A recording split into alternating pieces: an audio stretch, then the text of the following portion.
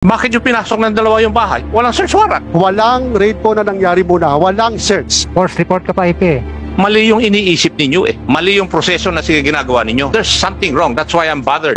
Mr. Chair, discuss in chronological accounts of the incident that related to the implementation of the search warrant in the house of brothers Neptali and Jeffrey Barrios. Nag-umpisa po ito nung may nangyaring strafing incident sa katabing bayan po ng mga syudad ng Pasig City, doon sa bayan po ng San Enrique, Iloilo po.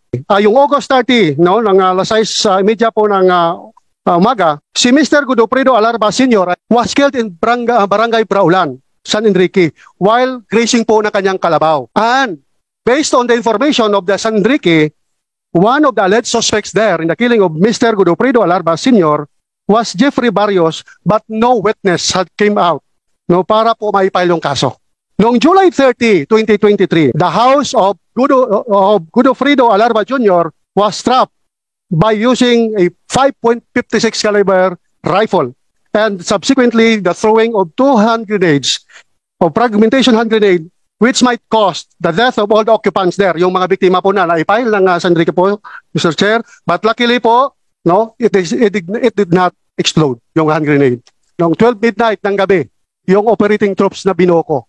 At dahil alam ko po ay armed and dangerous yung suspect natin, yung subjects natin ng search, and for his profession being a scout ranger, a member of the Philippine Army, Mr. Chair. Hindi ako nagtubiling maghingi ng guidance at tulong sa ating butihing provincial director na bigyan ako ng additional personnel. Walang raid po na nangyari muna, walang search. So nagsecure lang muna kami ng tao para walang makrossfire, walang masugatan sa amin o sa kabilaman o walang mga ano pang mangyari. On August 13, na-file namin kaagad yung kaso na illegal possession of firearms and ammunitions and violation of RA 9516 against Neptali Barrios, the brother of Jeffrey Barrios. Kaya bibigyan po natin ng pagkakataon ang grupo ng mga suspect, no, para i-explain yung binabanggit po ninyong CCTV na I was able to see, and siguro for the members also to see the CCTV for our own perusal para maintindihan po natin kung ano po yung sinasabing allegation po ng party po ng mga Barrios. Mrs. Nelly Barrios, can you kindly introduce yourself? Good afternoon, Your Honor. Ako po si Nelly Solana Barrios, asawa ni Jeffrey Garcia Barrios. Ako po yung nandoon sa bahay nung time na nag-conduct sila ng search warrant. And then pag ano nila doon sa bahay namin na nag-ano sila doon na nandoon yung mga pulis na nagtawag sila na buksan nyo to pulis to. May search warrant kami. Guwa, labas kayo, labas. Yan ang sabi nila. Sabi ko sa kanila, sandali lang po. Ngayon, hindi po sila nakikinig. Sagbay tadyak pa rin yung pintuan namin hanggang sa nasira, Your Honor. Binuksan ko yung pinto, sabi ko sa kanila, sandali lang. Kasi nga that time, umiihi po ako. Hindi nagpapalit din, nagsusot din po ako ng bra. Kasi nga, doon din po ako natutulog sa baba. Nung pumunta na po ako sa pintuan kung saan sila nandoon para buksan, sira na po yung pintuan namin dahil nga sa kakatadyak nila. Lumipat po ako doon sa kabilang pintuan, nakita ko na lang po yung kapatid ko na binuksan. And then hinila po nila yung kapatid ko, pinadapa nila. Kasama na rin po nung dalawa kong pamangkin. Na wala naman po silang maipapakitang search warrant, sir. Paulit-ulit ko po hinahanapan sila ng search warrant pero wala po talaga silang maipakita, sir. Pinasok na po ng 3 tao po, sir. Isang nakasibilyan, umakyat po sa taas ng bahay namin. Ang tanong ko po, bakit po sila pumasok sa bahay namin na wala naman po silang naipakitang search warrant sa akin, wala rin kagawad, walang kapitan. Hinahanapan ko po sila, wala po. Pagkatapos paulit-ulit ko po talaga sila hinahanapan ng search warrant, sir. Bakit may pumasok ng pulis sa bahay namin? May pumasok ng kasamahan nyo. Bakit anong ginawa niya doon sa taas na wala na pong tao sa bahay? Pinalabas na po nila kaming lahat. Pero sila pumasok sa loob. Makikita naman po lahat sa CCTV, sir.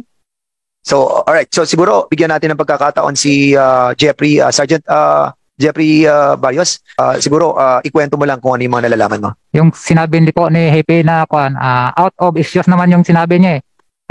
Force report ka pa, Hepe. Yung kapatid ko nakulong 2014 pa yun nakulong. Bakit sinabi mo nakulong ngayon? Tapos, yung nangyari doon, Mr. Chair, may nangyaring shooting incident sa barangay Baraulan, San Enrique, July 30 to AM ata yun.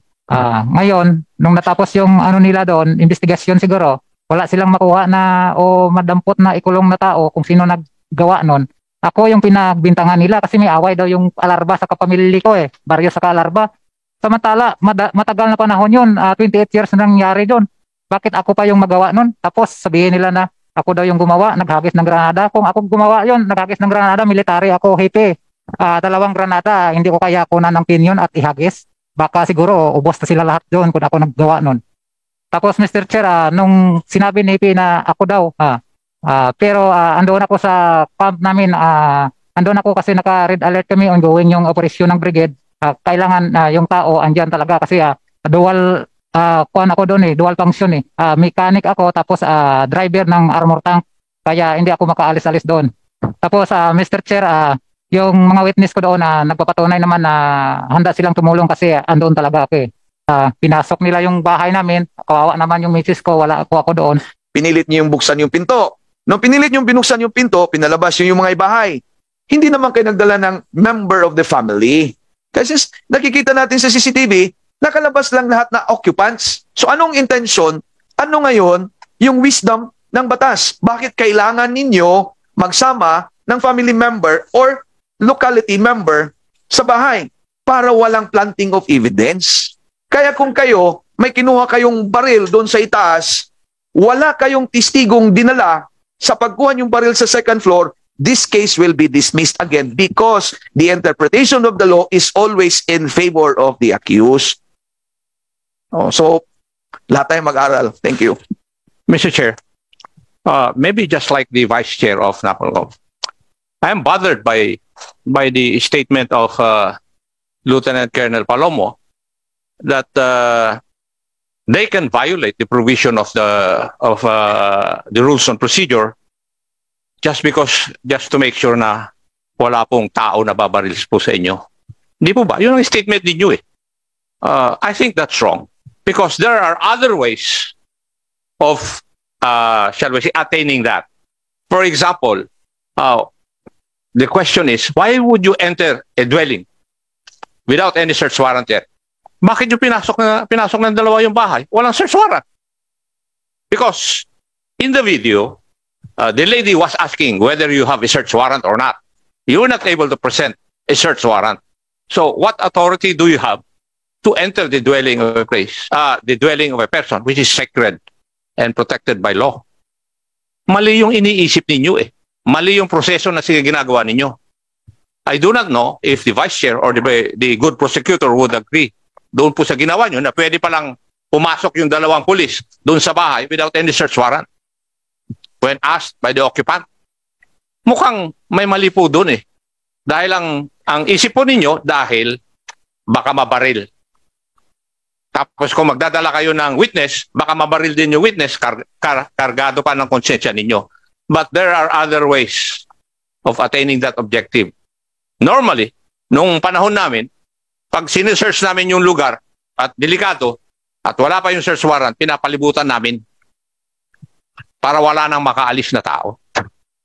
At pagdating na nung search warrant, which is the authority provided for by law para gawin ko yung dapat kong gawin, that would be the only time that I can enter the dwelling of an individual. So, yun po dapat ang sundin natin. So there's something wrong. That's why I'm bothered doon sa inyong mga statement because it is expressly provided for by law na kailangan pag pumasok ka sa bahay na may bahay, meron ka dapat witness. Hindi nyo po nasunod yun. Pangalawa, pumasok po yung dalawang pulis, according to the video, wala pa yung search warrant.